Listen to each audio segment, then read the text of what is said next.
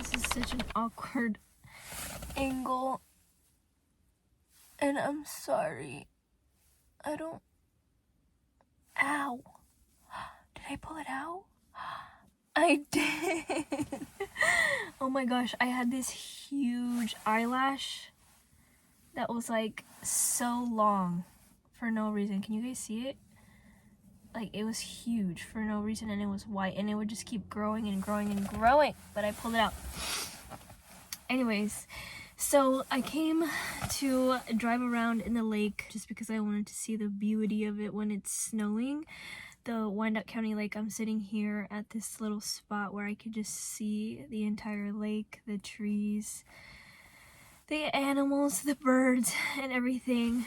And I turned off my car, and then I tried to turn it back on, and I realized that I didn't have my keys, so my car is a push to start, so I'm basically stuck here until somebody can bring me my keys.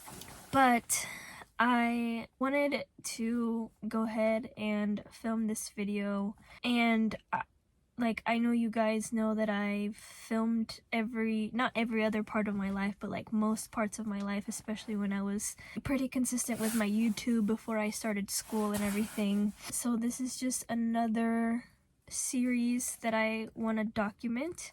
It's just what feels right to me, what feels comfortable to me, and being alone here in my car, I feel like is the only time, aside from when I'm by myself, where I can just really process my feelings.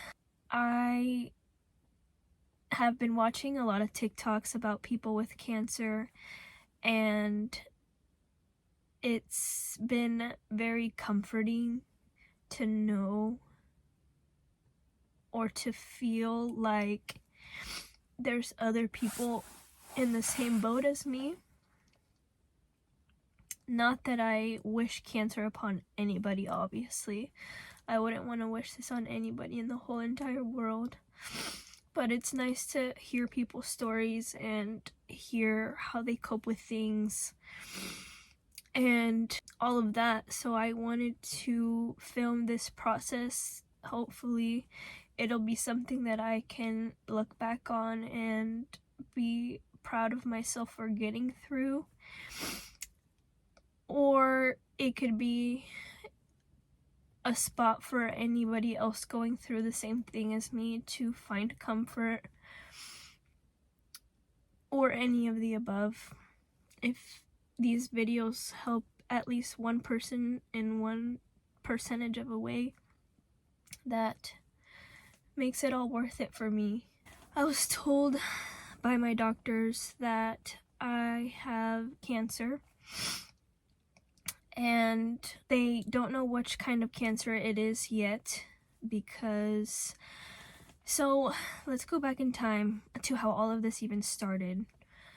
Just because I already posted it on TikTok, I know everybody has questions about it. It's okay to talk about and ask questions. Practically, my life was perfectly fine. Everything was normal. I didn't feel anything. I was living my life, thriving. I was happy. I was going to the gym. I was eating great. Everything was normal. And I never would have thought that this would be what my life would turn into. But what had happened was that for a while, for like about a week, I had been coughing. Well, actually not even a week. For quite some time, I had been having this dumb little cough where it wasn't like a sick cough, it wasn't like a cough with mucus, it wasn't anything like that. It was just like a like a dry cough that I would cough like once a week, twice a week, especially at nighttime. So I never really thought anything of it because I've always suffered with like bronchitis and things like that. So then one day, which was this past Thursday, I coughed up blood in the morning, and it was just the tiniest amount of, it was like literally clear mucus with the tiniest amount of blood. But for some reason, something told me to go to the doctor. I went to work that day because I wasn't having any fevers. I wasn't feeling anything. I was like literally, I just coughed up a little bit of blood and that was it. Like I really did not think anything of it. But throughout the day at work, it was just kind of in the back of my head like, oh, this isn't normal. Like maybe I should go get checked out just in case, just to make sure everything's good, you know?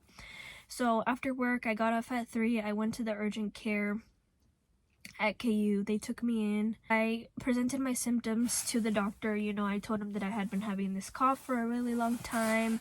It wasn't anything concerning. It was just like a dry cough every so often. And he told me that that's not normal, that he wanted to take an x-ray of my chest. And I was like, okay, that's fine. So I got the x-ray taken, and then he comes back into the room and he tells me, do you have any plans this evening?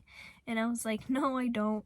And he was like, well, good, because they're ruined if you did. And that's when my heart like dropped and I started shaking.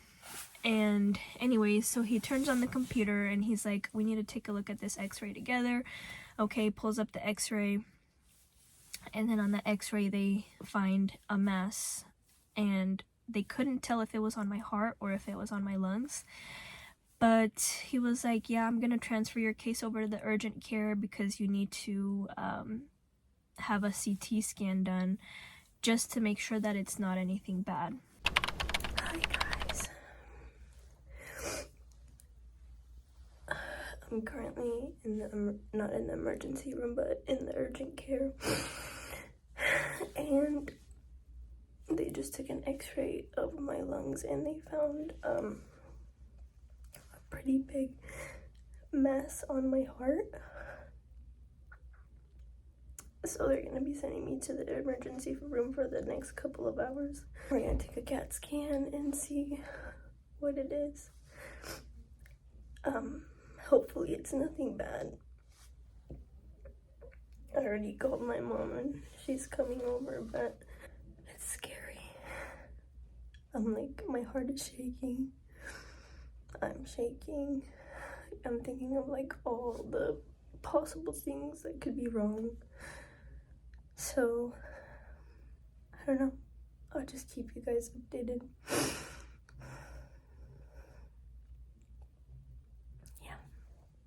So then I proceed to go to the emergency room, and this was like around 4, and I waited for 7 hours, I think all the way until like 11 or 12 for them to take me back, because the emergency room was so freaking packed, like packed. Even whenever they took me back, there was like patients on beds in the hallways. Like it was just very packed.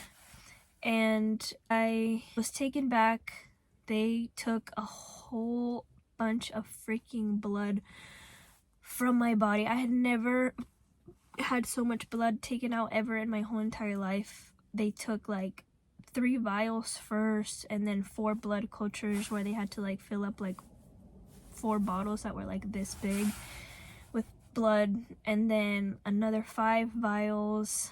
And anyways, and then I went back and I did the CT scan. I had an ultrasound of my, like they just did so much stuff in that emergency room.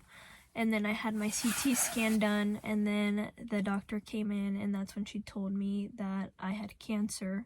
Again, she was like, we're pretty sure it's cancer because of all the signs and symptoms. That's what this is presenting with, but it could be that it's not. So then they were gonna do an emergency biopsy in the morning. So then the oncologist came to talk to me, which an oncologist is a cancer doctor, to tell me about the whole thing and how we needed to do an emergency biopsy. And then in the morning that would happen, and that would be able to tell them like what kind of cancer it is, because they need to evaluate the cancer cells. Woke up in the morning. Mind you, I hadn't eaten since Thursday at lunchtime at work. and I was not allowed to eat anything. So it was like, what, 1 in the morning, hadn't ate anything all day. I was starving, so then they gave me like a little sandwich and some fruit. I ate that, and then the oncologist was like, you can't eat anything else because you can't have anything in your system for the surgery in the morning. So then the morning comes around, they come and they told me that my surgery is actually not going to be until 3 p.m. and that I still can't eat anything. So my tummy was grumbling all night. I couldn't eat anything. I couldn't even drink water. My mouth was so dry. And I just had to wait. I was in the baby and delivery department because there was no room for me anywhere else. Hey guys, so I am finally alone in my room. And first of all, I look so bad. I look like this because I haven't slept. I've been crying. Big mixture of emotions. So, update: after they found the mass on the x-ray, they sent me to the emergency room to get a CAT scan and like a whole bunch of blood work done. And this is gonna sound so crazy to say, but I have cancer. I don't mean to laugh or smile. It just feels, I want to be like really raw and say that it feels like a big shock. Part of me still hasn't like really accepted the fact that it's there. It's been a rough past like 12 hours, just crying, laughing, anger, sadness, guilt.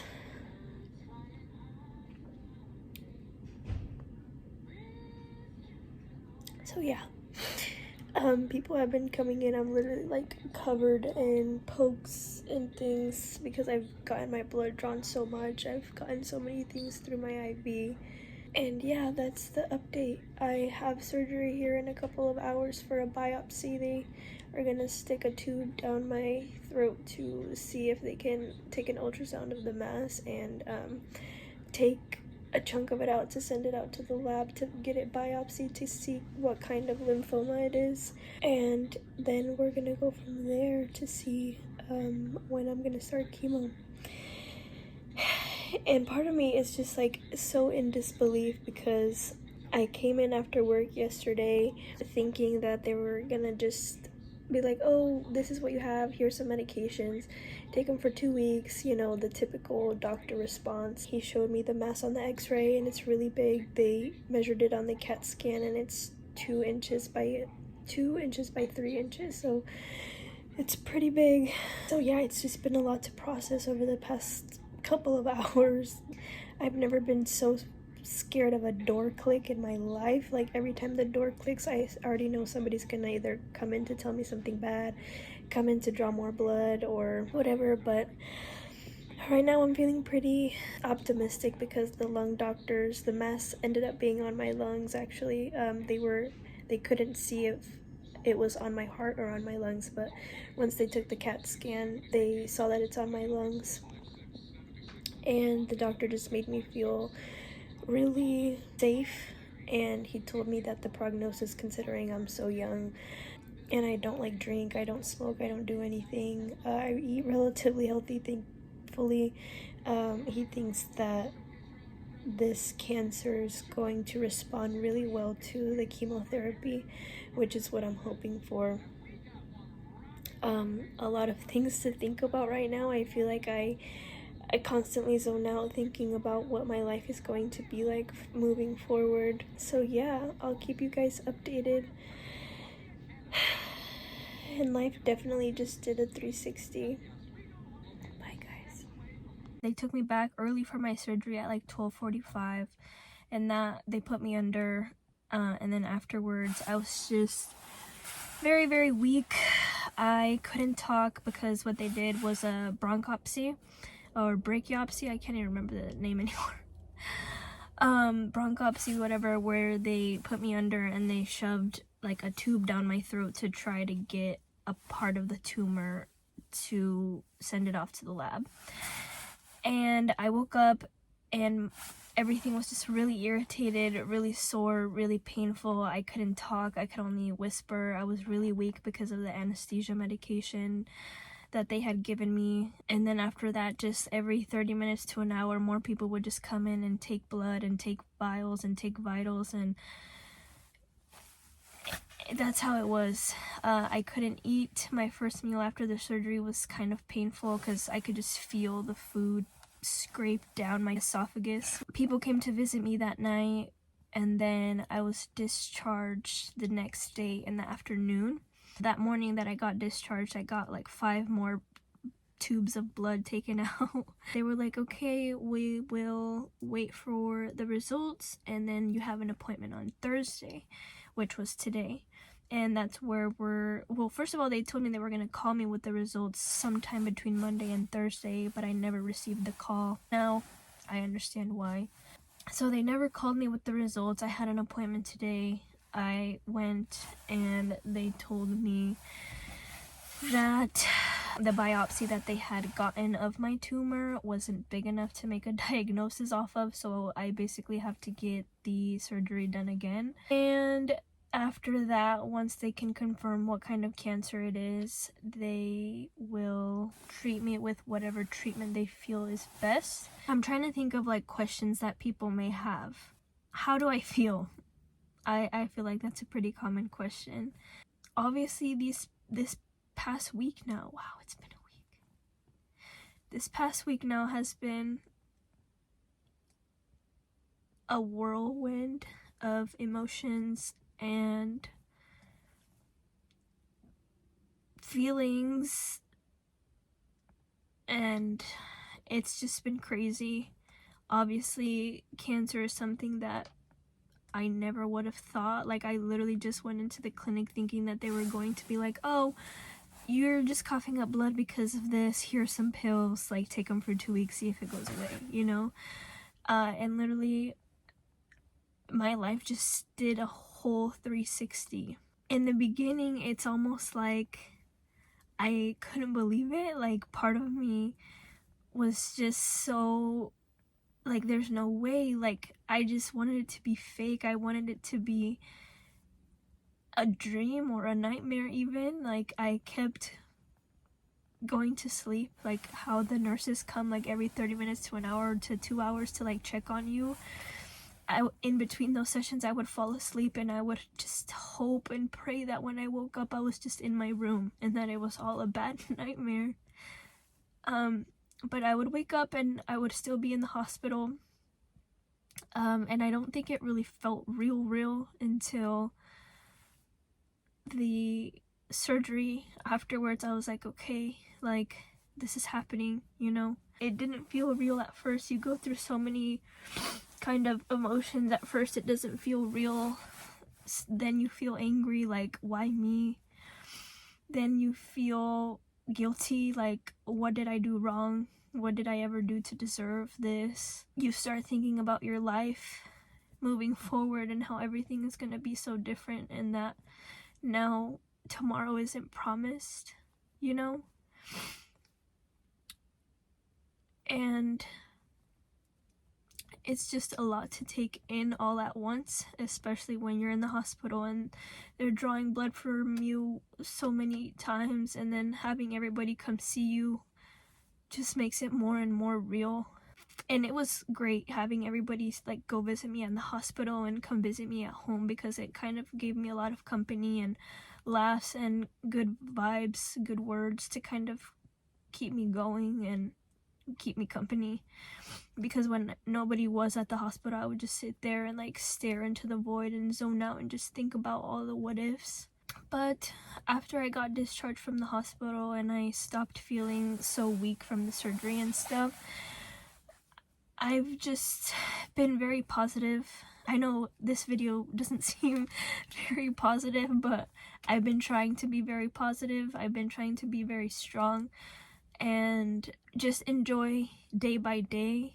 I think now with this whole situation going on, your life just changes from one day to another, and you realize like how much stuff you take for granted and how beautiful life really is. Food tastes a little different now. The world feels a little different now. Even waking up in the morning feels a little different now. In a good way though, because I feel like I always say you never really know what you have until it's gone. Like, for example, breathing. So I always suffered with like bronchitis and bronchitis attacks where your lungs literally like close up and you just can't breathe, and when you breathe, the air stops like right here. It doesn't go all the way down, and you just can't catch a breath, and your inhaler, you don't have your inhaler, or you need to go buy one but it's 2 a.m. and nothing's open. Like, you feel your life just close in on you, and you feel like any minute now it's gonna be your last breath until you get that whiff of like inhaler, the epinephrine that just opens up your lungs and you can breathe again. It's like, I always tell people that you never realize how much you take even the simplest of breaths for granted until you can't breathe anymore. And now that they told me that I have cancer, I realized, like, I've always been very appreciative of everything around me, everyone around me, and every little thing to me feels like such a blessing regardless of what it is. I always try to look on the positive side of things, because things could always be worse, you know? And I thought I was doing such a good job at that, but like, now that I know what I know, it's like life is just so different. I honestly could not explain it to anybody, but I was talking on my private story on Instagram about how I suffer a lot with like body dysmorphia and like self-appearance issues. And I'm always these past couple of months, like, I was already looking into what surgeons I wanted to fix my nose and what doctors I wanted to go to fix my teeth, and going to the gym because I had a little bit too much fat in certain places that I didn't want, and talking about how my hair was too thin. And these are things that everybody, I don't want to say every girl, because everybody goes through like these self-insecurity issues that you look at something and you don't like it and you want to change it. But now that I know that here soon I'm not gonna have any hair and I'm gonna be probably paper thin because of the chemo treatments, it's like I look at my face and I look at my lashes and I look at my eyebrows and I look at my hair, and I want nothing than to look how I look right now. And in these past like couple of days since I left the hospital, I've never felt more beautiful in my life. Even when I wake up in the mornings and I don't have any makeup on, I feel so beautiful. We all are so perfect because we are exactly the way that God wants us to be, you know? And I think society just is so fucked up nowadays that we can't ever be satisfied with the way that we look. It's sad, you know, and it's just sad. And I didn't mean to cry. Oh my gosh, this creepy van just came by here.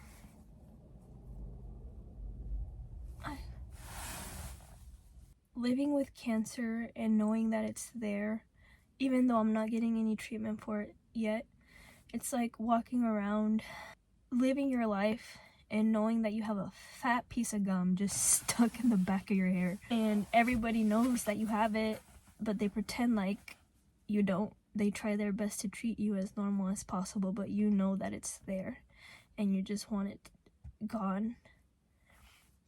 And no matter how hard you try to live your life like normal, like it was before you knew, in the back of your head you know that it's there.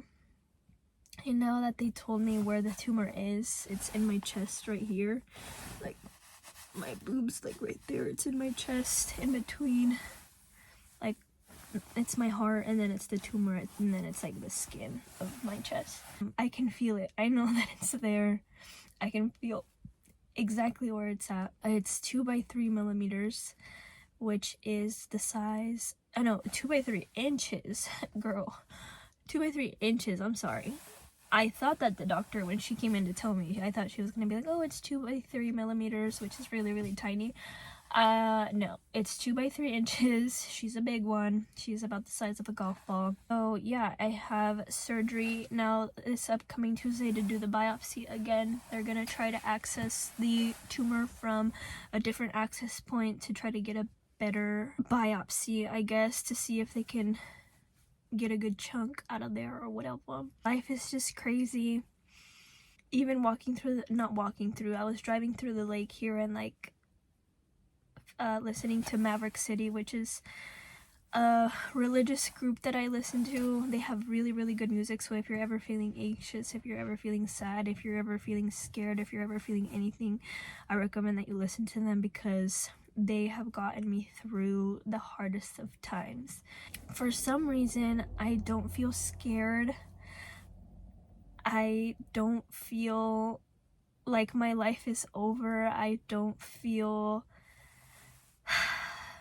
I don't know, I feel like part of me is confused because I'm like, I thought that by finding something out like that, I would feel like so devastated. I just want to be in my room depressed all day, crying my eyes out. But it's like, I feel the complete opposite. Like, I just want to live every day like if it was my last, sad to say, and just appreciate everything. Even like going through the lake, I was crying because of how beautiful it looks and how beautiful the trees are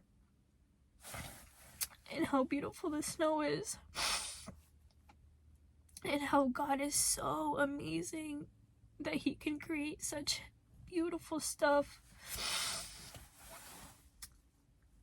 And I have full faith in him that at the end of the day, like, I just feel comfortable, you know. I feel comfortable because I put everything in his hands and he knows exactly what he's doing. And I know that if one day it's my time to go, I won't have any regrets because I've done everything that I wanted to do. And of course, I'm still really young, so I would have had my whole life ahead of me, but I lived a life where my intentions were pure.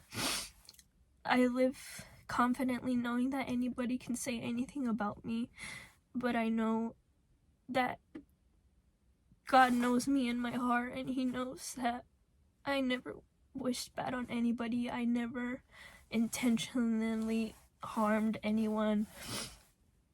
I live my life with kindness. I live my life with respect. I live my life with inclusivity. I went to school, I got my degree, I was able to be a hygienist for 7 months and I loved every minute of it. So like, I don't have any regrets, you know. I've traveled, I've made great friends, great connections. So if it is my time to go, it just is what it is. And if it's not my time to go, well, even better, because life is so beautiful. You just have to look at it that way.